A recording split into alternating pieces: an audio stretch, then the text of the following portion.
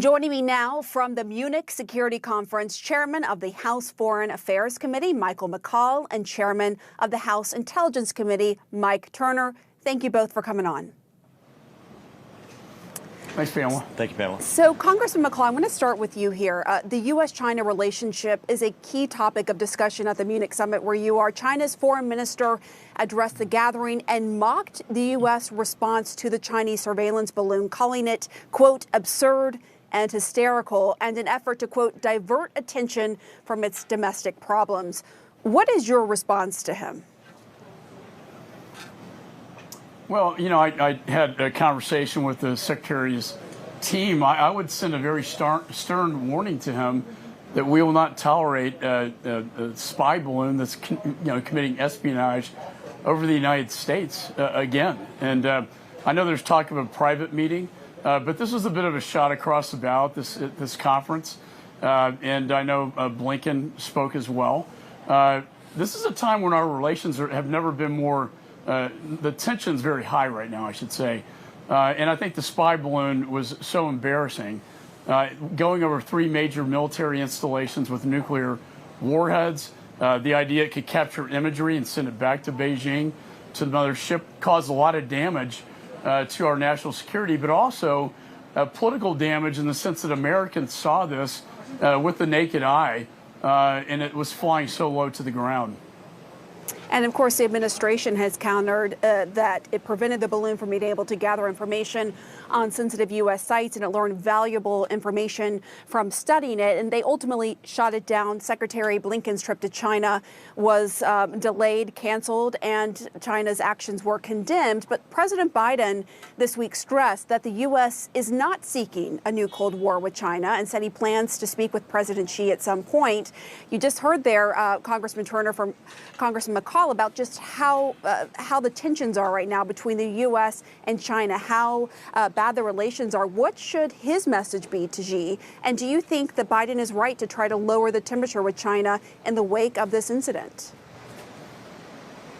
Well, remember, the balloon was an escalation, and it was not forwarded from its mission. It flew over our missile defense sites, our nuclear weapons sites, and then it wasn't taken out of the game until the game was over into the Atlantic. The reality is that the administration admitted then after it had shot down the balloon that it should have been more proactive in the 3 subsequent shoot downs that it did of what appears to be harmless objects over North America. So the administration does have a shift that it needs to take, and taking all of this a lot more serious, being more forward also with the American public and with China as to what we're facing and what their espionage plans were. But here I do think that there is an opportunity to get back to a normal dialogue with China. No one, of course, wants a Cold War, but that isn't the issue. What we want is a China that is not going to be an aggressor state, that's not going to be building up its military and threatening the United States, and certainly not making the negative comments that it's making, instead of just openly apologizing for sending a spy balloon over our most sensitive military sites. So, as we just heard, you both have been critical of President Biden's response to China here at home. But politics traditionally stops at the water's edge. Are you and the Biden administration on the same page and presenting a united message to the world when it comes to countering China, where you are right now in Munich? Congressman McCaul, first to you. Yeah. I think we have a unique opportunity to be bipartisan on this issue of, national security against one of the greatest threats to this country and the world, for that matter. And I think, the fact the Select Committee was voted on by a large majority of Democrats. So when we talk about particularly export controls, this balloon, by the way, had a lot of American parts in it. Mm-hmm. We know that the hypersonic missile that went around the world with precision was built on the backbone of American technology. So there's a lot of discussion here at this summit about how can we, they steal a lot of this from us, but we don't have to sell them the very technology. They can put it in their advanced weapon systems to then turn against either Taiwan and the Pacific or eventually possibly the United States of America. I think there's great bipartisanship on this issue, by the way, as well as Ukraine. I think our delegation has been very unified in our support for Ukraine and putting everything we can from a weapons perspective into Ukraine so they can defeat the Russians. All right, let's turn to Ukraine. As you mentioned, Congressman McCaul is a big talker there at the summit. I remember last year, everyone was talking about Russia getting ready to invade. Now it's been nearly a year. And nearly a dozen members in your party have introduced a so-called Ukraine fatigue resolution to end U.S. support for Ukraine. And a new poll is showing support among Americans for arming Ukraine is dropping. How concerned, Congressman McCaul, are foreign leaders you're speaking to that American support for Ukraine, particularly within your own party, is weakening? Well, I know that bill had about 10 co-sponsors out of 435 members of Congress. I would say that support is still very strong, and this delegation is bipartisan, very strong support for Ukraine.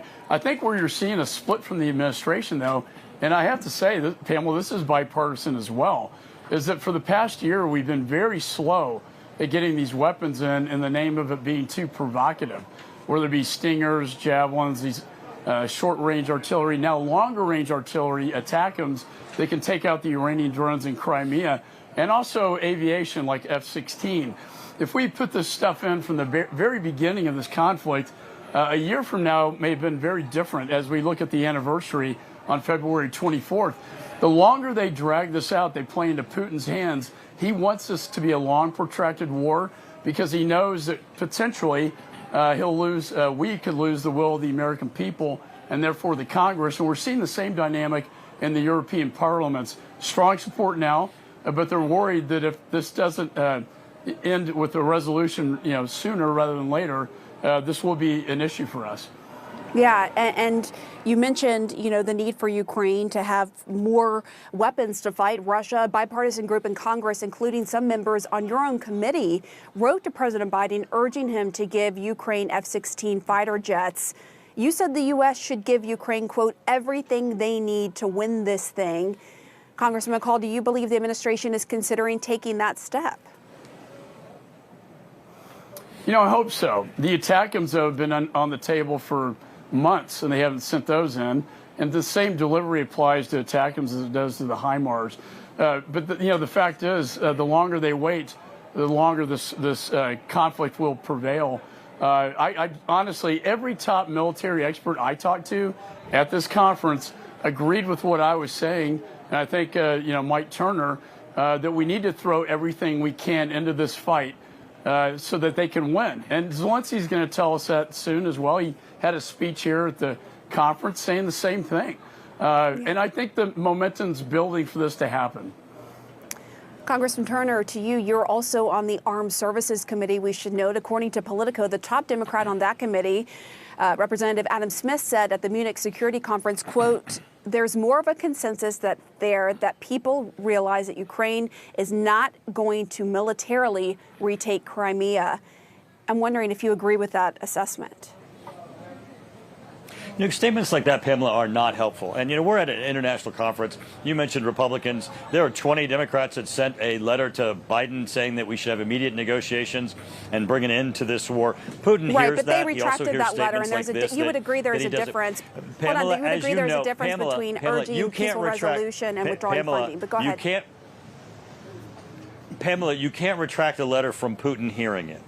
So it doesn't have any effect. When 20 members recklessly write a letter, who are Democrats, not withdrawing funding. Go ahead. who are Democrats and write a letter to the president.